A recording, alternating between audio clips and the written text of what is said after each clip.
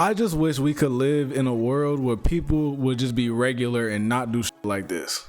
I mean, I shouldn't have cursed already. We're on the misery machine. Uncle kills his pregnant niece to hide that he's the father. Like, what is going on in the world? Why do people do this? I don't get it. When talking about an emerging case, it can be very difficult to keep the facts straight.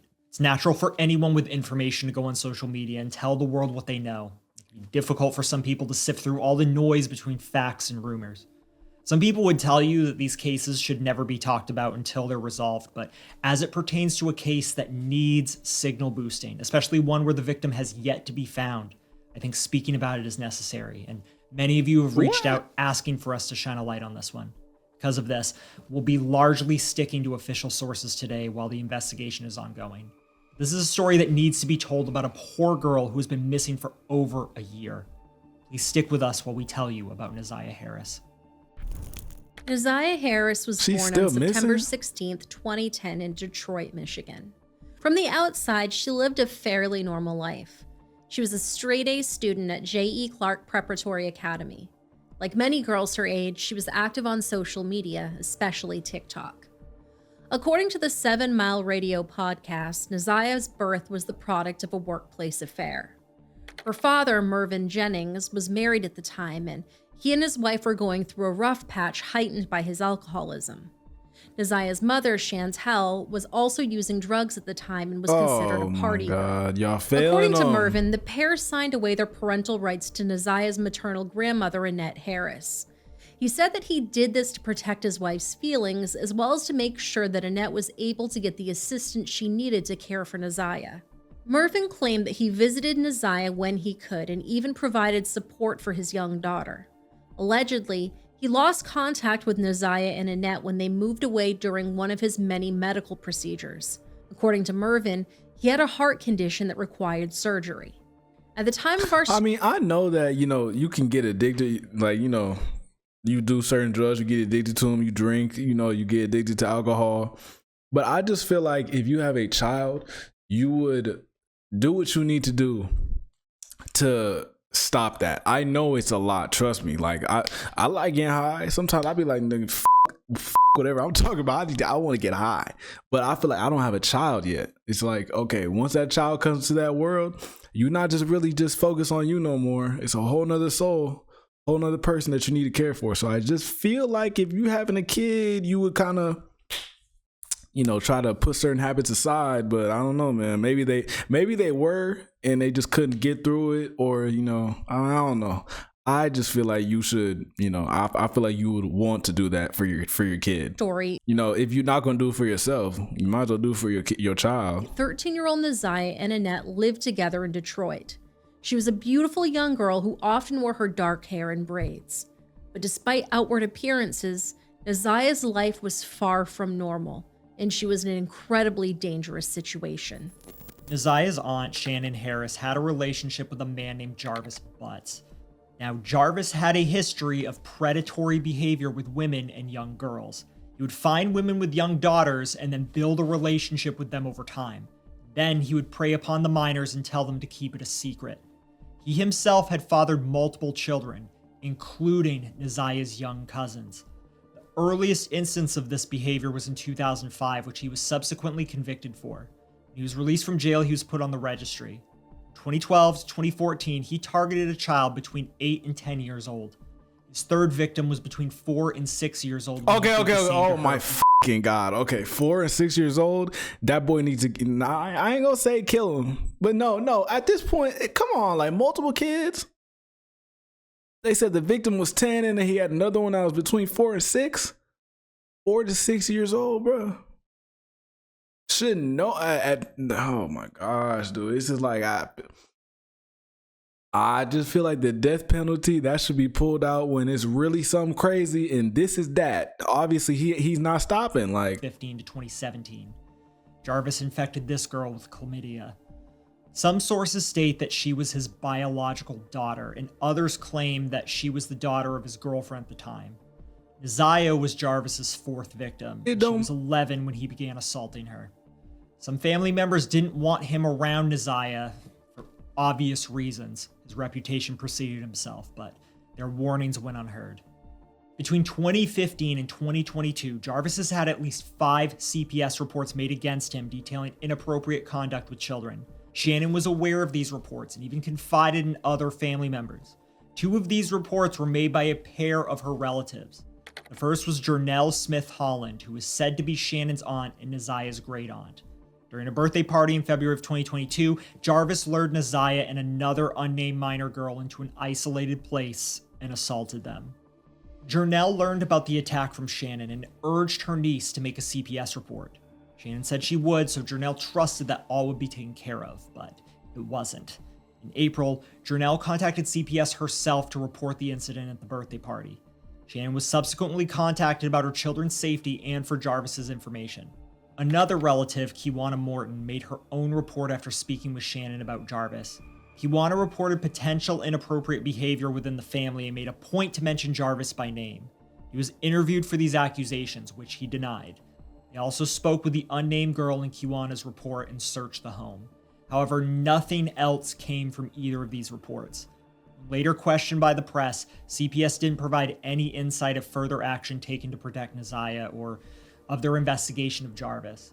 Like in many preventable cases we've covered, it seems as if the information was recorded, filed away, and forgotten about. While at least some steps It really is just truly unfortunate how, kids are failed. I want to say adults are failed too, but, as an adult, you can't always prevent it, but it's a kid. They're really more vulnerable and not like, their brain is not developed. Older people still call me a kid. I feel like my brain is pretty developed, but we talking about people that are under the age of 15, bro. Like, come on, bro. It's just like, that is... I enjoy watching these videos because it just makes me when I'm a parent, I feel like I wouldn't even need to watch these to be a good parent. But I'm telling you, it really it gives you some perspective on what the some people is out here really doing, and it's crazy, dude. Like taken for the and even me being a parent, like about to be a parent, I'm not even gonna be doing. Obviously, I ain't gonna be doing no crazy shit. It ain't even just that. Like it's other people that you don't know about that could be doing something. Like my child goes to school, they become friends with somebody there, and then they talking about they want to go to their house. I would let them do that at a certain age, and I gotta know their parent. But it's like imagine that wasn't me. Or imagine my kid's mom was like, okay, you can go over there, and I know she wouldn't even do that. But let's just say that happens, you can go over there, and then they get touched over there. Something happens, they get shown something, I don't know, and then they come back and then they don't tell me. But it's like, bro, it could be anything, bro. But I don't understand why. Like, what is wrong with people? Like, honestly. The unnamed girl in Kiwana's report, none were taken for Naziah. CPS did alert the Detroit Police Department about concerns for her safety, but they didn't follow up. Between 2023 and 2024, Shannon and Jarvis had broken things off. He was still in her life as the father of her children, and by extension, in Naziah's life too. And to be clear, we have heard accounts that he was referring to Naziah as his niece even after the fact. Despite quickly moving on and even becoming engaged to another woman, he continued to see Naziah in secret. On January 9th, 2024, Naziah stepped off her school bus on Cornwall Street in 3 Mile Drive. She was never seen by her family again. CCTV caught footage of Naziah getting on the school bus in the morning and leaving her campus later that day. Her bus driver saw her get off at her usual stop. Earlier that day, Naziah used her school-issued tablet to message Jarvis. The text read as follows: "Don't forget, be there before 3. I will let you know when I'm leaving the school. If you're not there, I will wait." She followed up with, "Send okay if you see the message so I can delete your number." Jarvis replied, "Okay." Naziah also took this picture of herself, which would be the last picture of her taken alive. Annette Harris reported her granddaughter missing the following day on January 10th. She was and still is criticized for her delay in taking action, but she wouldn't be the only one. The Detroit Public Schools Community District tried handling the investigation on their own. They thought it was just a teenage runaway case and that they could get Naziah home by themselves. School resource officer Derek Wolf was assigned to the case. Annette was puzzled as to how Neziah could disappear between her school bus stop and her front door, as the bus stop was only a short walk from her house. On February 13th, the community district turned to the Detroit Police Department when they realized it was beyond their expertise. Mind you, it took an entire month for this change to happen. Investigators spoke to Neziah's friends and classmates, hoping to gain some kind of lead, but the students that knew her well did not share anything useful at first. But eventually, their silence broke.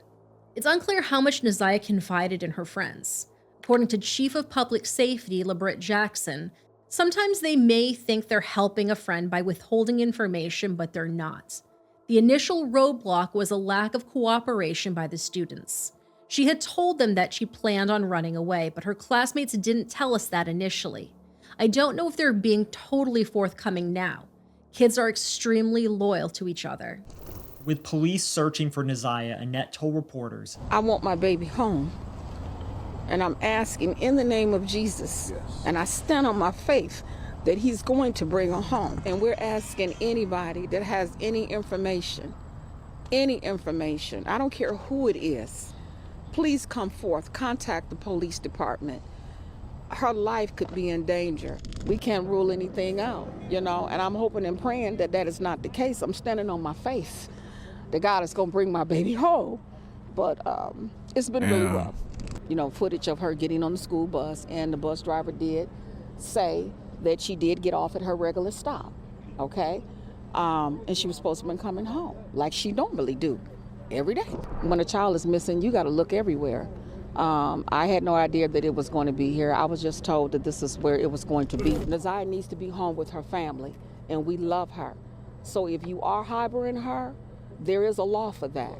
And I'm asking that whoever has any information about my granddaughter to please contact the police, please. Police quickly learned that Neziah was not the type to go MIA.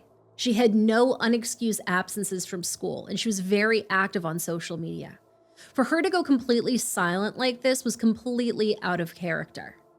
On February 20th, the Detroit police released a missing persons flyer on their Facebook page that described Neziah as being 5'2" and 130 pounds. She was last seen wearing clear frame glasses, a white sweater, a black jacket or hoodie, a pink and white Rugrats coat with a fur collar, light blue denim jeans, and blue and white Nike gym shoes. At the time she disappeared, Neziah was wearing her hair in 2 braided puff balls, which can also be seen in her last selfie. On February 14th, the police performed a grid search in Neziah's neighborhood within a 4-mile radius from her home, even handing out flyers to neighbors and bringing out canine units. Active gang members and people who wouldn't normally be collaborating with police were out in full force, participating in these searches. The chief of public safety was hopeful they could bring her home alive and well, but in his words, we can't operate on hope and we have to operate on information. Now, before Neziah went missing, her father Mervyn suffered a stroke made worse by his chronic heart condition. He was hospitalized when he learned that his daughter was reported missing. It said that he and his wife Nakia were among the people out searching for Neziah on the days his condition allowed. Mervyn said in an interview, "Some people don't even know me, and they coming out. They came up to see me at the hospital. They asked me some questions about my daughter. Have I seen her? And I haven't seen my daughter. You have moments in your life where you do think you're standing alone." Neziah's disappearance caused a divide in her family. Some relatives were upset that Jarvis was allowed to be so close to Neziah, especially unsupervised. In my opinion, he shouldn't have been allowed near her at all. Detective Jason Mays and his partner interviewed Jarvis Butts on February 15th. I mean, hell yeah, if he got all these previous convictions and charges about him doing shit with minors, hell yeah, like, he don't need to be around her. Be in the Wayne County Jail on unrelated charges. He claimed he hadn't seen Neziah since late December to early January and said they were both in her grandmother's home. He was also asked about texts between them. Jarvis also told investigators Neziah often came to the auto shop he worked at to visit his daughter. Jarvis was asked about what his day was like on January 9th, and he said he had some criminal charges to take care of. This was somewhat true. He had criminal charges filed against him for carrying a concealed weapon, and his new fiancée had taken him to the police station so he could turn himself in. However, the date he was supposed to turn himself in had been pushed back to February. While incarcerated, he called a coworker and asked them to retrieve his phone, as he had left it in a truck and wanted to get it before the police did. On March 6, investigators brought their search efforts to a pond near the intersection of Gratiot Avenue and Quinn Road in Clinton Township, just behind a shopping center. It was thought Neziah could be there, or that they could find evidence of her being there. However, their initial search did not yield any results. On March 7th, a woman named Valerie Smith called the Detroit Police Department with evidence. For 2 weeks, Valerie walked past a lost school ID card. One day, she picked it up and recognized Neziah's face immediately. March 12th, U.S. Border Patrol agent Wyatt Barnes located discarded clothing in the area of 7 Mile and Berg near the Rouge River. He found a shoe, a pair of pink overalls, a black hoodie with a set of headphones in its pocket, and a towel. One article of clothing was reported to be damaged in some way, pointing to some kind of altercation. It would later come out that there was blood evidence found on it. However, there were no major updates after March. It took until August 15th for more updates to be made to the public, including background information and a timeline of events from January 9th. When Neziah got off the school bus, she met Jarvis and one of his co-workers, and they took her to the auto shop. According to reports, Jarvis's sister was in the building at the time. She saw Neziah but didn't say anything to her. Jarvis, Neziah, and the co-worker... Hold on, am I hearing this right? According to reports, Jarvis's sister was in the building at the time. Oh. She saw Neziah but didn't say anything to her. Jarvis, Neziah, and the co-worker later went to Ypsilanti before returning to the auto shop. Jarvis rented a room at the Park Crest Motel from 9:30 p.m. on January 9th to 12:20 p.m. on the 10th. The workers at the front desk would later provide these records to the police. Jarvis's phone was tracking his location during this entire period and placed him near the Rouge River on January 10th, after Neziah went missing and before her clothes were found. Investigators found many text messages between Neziah and Jarvis of an explicit nature, which we're not going to read for you. Some of these messages included pictures. By going through the messages, police found a potential motive. On September 26, 2023, Neziah told Jarvis she had missed her period. She had taken a pregnancy test before and it had come back negative, but she needed to test again and didn't have the money to buy another. She told Jarvis, "You ain't scared to get a plan B. Get a pregnancy test and bring it later today and just act like you have to use the bathroom." On November 27th, Neziah texted Jarvis and said, "I just want to talk. I really don't want to lose you. Can we talk later? Yes or no? I don't know what your problem, but I need you to bring me what I need tonight. It's hard doing all this gym shit with this baby, and if I don't do them, I'm gonna get an F." During this time, Jarvis's search history recorded him researching how to terminate a pregnancy, both through medical means and through more unsafe methods. One specific result investigators found involved drinking red antifreeze. Evidence from Neziah's devices suggested she was also conducting similar searches. On August 15th, the Detroit Police Department submitted... Because I feel like it's one thing when the nigga just sexually assaulting the kid or doing things like that, and then the kid is afraid to tell people because the person said they're gonna do something to him. But excuse me. I mean, it's like, so was y'all basically just doing this and but still at the end of the day, he's still wrong for doing that. He should be in prison. I don't even know about prison, bro. Cause they said 4 victims, including her. So he been doing this before her. But I hate to hear it when it's like the girl was doing it too, or the girl, like, it's still, I feel like it's on the man. You're a adult, bro. You're tripping. But I hate to hear it when it's like the girl was like, I mean, I'm not gonna go ahead and say that, yeah, they was both just doing it. Cause it's not, I can't even say consensually because it's not consensual. Like, but like, I feel like it's one thing when the guy's just doing it to the girl and then they're like, oh, don't tell nobody. And the girl like afraid and shit, basically don't want to say nothing versus like them actually doing stuff, and then like but at the same time, I feel like they're still not even aware of what they're doing just because they're so young. Like, but at the end of the day, it's like her life was probably just messed up, so she just like was already going down the wrong track, like just because of what was going on with her parents. It probably just, I don't know, bro. An arrest warrant request to the Wayne County Prosecutor's Office. Not long after, like I don't want to blame I'm obviously I wouldn't put the blame on the girl, but because obviously that's a grown ass man doing some nasty, freaky shit. But at the end of the day, it's like, damn, it's like you shouldn't have been doing that. But I feel like they don't know better, so you can't really say that. Arrested. At first, it was thought that the arrest was tied to Naziah's disappearance, but this wasn't the only reason. Prosecutor's office was building its case against Jarvis for all his past assaults against children. On September 26th, the Detroit Police Department announced that they were pivoting from a missing persons investigation to a homicide investigation. Although her physical body was never recovered, the police and the prosecutor's office felt there was enough evidence to show that Naziah was no longer alive. Prosecutor Kim Worthy said in a statement, "The evidence in this case will clearly show that the defendant's alleged actions were beyond predatory. They were vulturous. He groomed and preyed upon Naziah with expertise. Yeah. Proved that he killed young Naziah after he found out she was pregnant at 13 with his child." That same month, prosecutor... Why would you do this? Like, what do you think is going to happen? That means you had to nut inside. I'm not even trying to be vulgar, but this is crazy. Like, you had to do that. If you having sex with her, bro, what the do you think going to happen? And why would you do that? It's like, yo, go have sex with a adult, okay? I'm not going to say go have sex with an adult and do what you did, kill them because they're pregnant. That ain't gonna make it no better. But I'm saying you are legally allowed to have sex with an adult if they give you consent to have sex with them. That's fine. And you can have whether y'all have a child, y'all gonna figure that out. That's y'all fault. But I'm looking at it like, come on, bro. Like you're an adult. I mean, I like to think that mentally you probably just stupid. But I'm like, you're an adult. You know what comes with like what the fuck? I don't get it, dude. Like, why do people...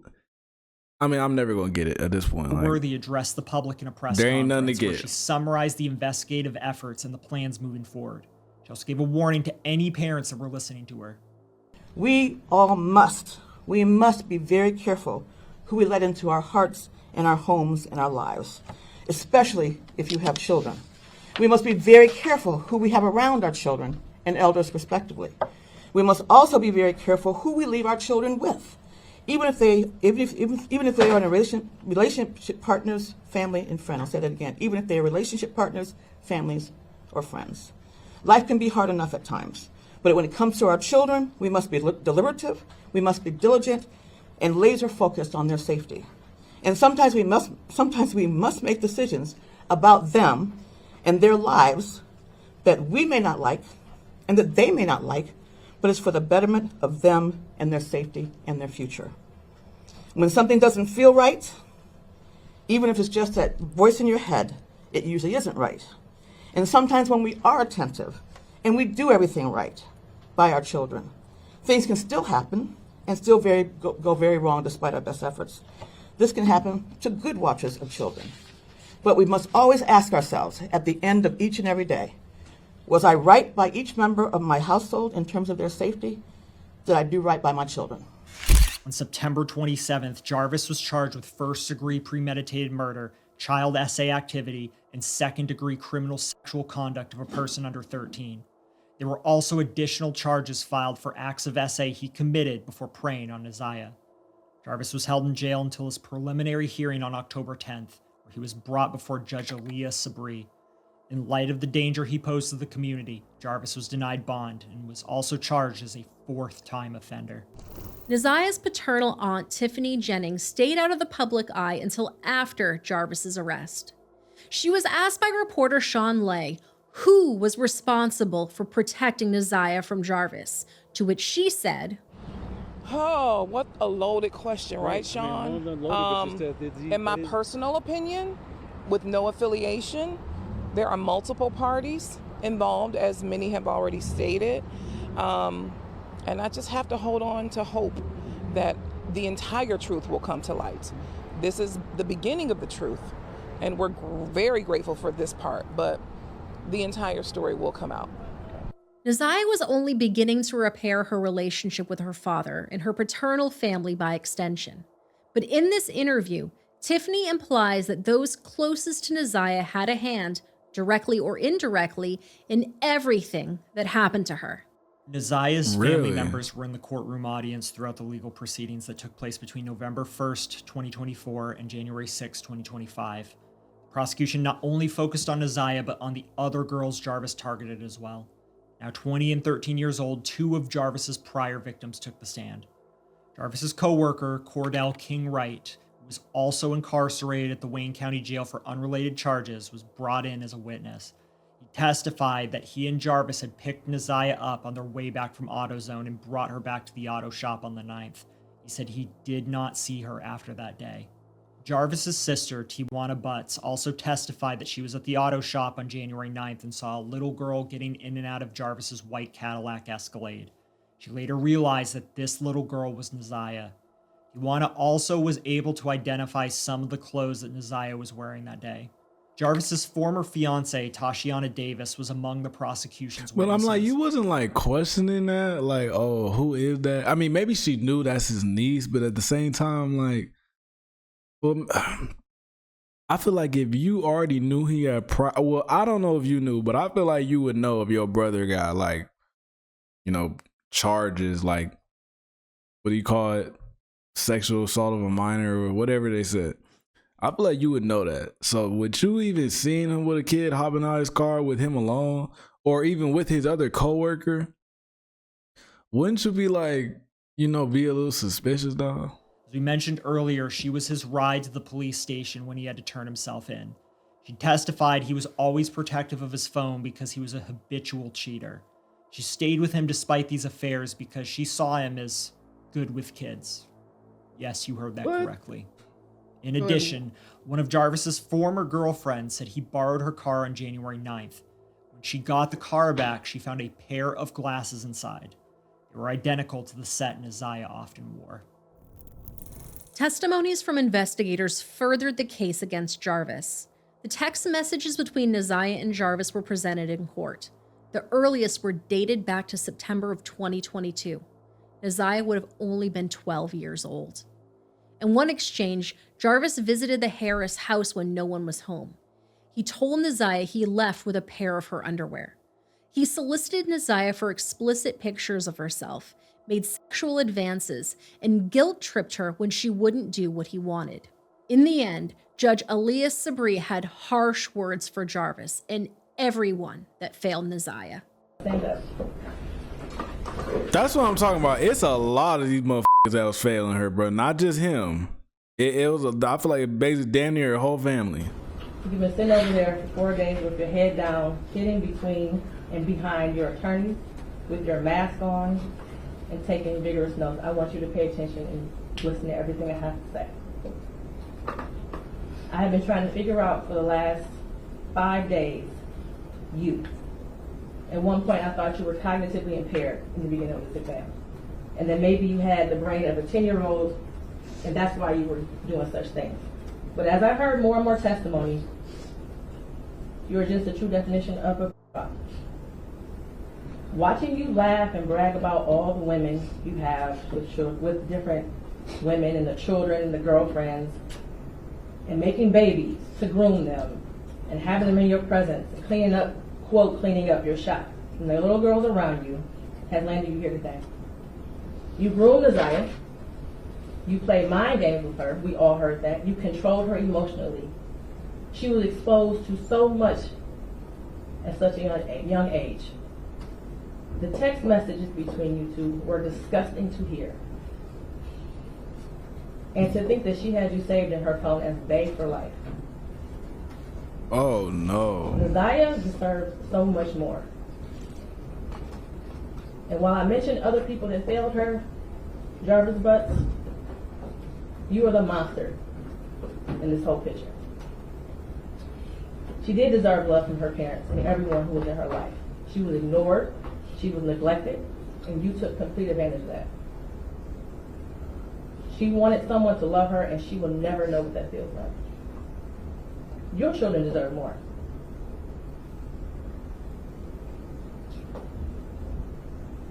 As much as the defense counsel has raised issues on count 1, all that has done is raise the question of fact for the trier of fact, which means that this will be for a jury or a judge to hear in Third Circuit. I pray for the healing of all the victims and the young girls and possibly boys who have come into contact with you. As a community, we should look at this case as a prime example of how much work we have to do when it comes to protecting our children and especially our Black girls. I pray for closure and healing for all those who have been traumatized by you. And for you, Jarvis Butts, I wish you a speedy trial and that justice be delivered. Detroit-based rap artist Trayvon Gardner, known professionally as Skilla Baby, followed Neziah Harris's story. When the news broke that Neziah was officially declared dead, Skilla Baby mourned her loss. He made a post on his Instagram where he announced that he was willing to cover the entire cost of a memorial service for Neziah. His account still exists, but it's been wiped of all activity. There are still some screenshots of this particular post. Neziah's cousin Roxy confirmed that many celebrities, including Skilla Baby, had reached out to her. She told reporters, "My goal was to make sure Neziah Harris's story reached worldwide, and it reached worldwide because this isn't only happening in the city of Detroit, but it's happening everywhere. Now more women and more young girls are speaking up, and that was my ultimate goal for not only Neziah to get justice, but for every young girl and every young woman who has ever been sexually abused to get justice."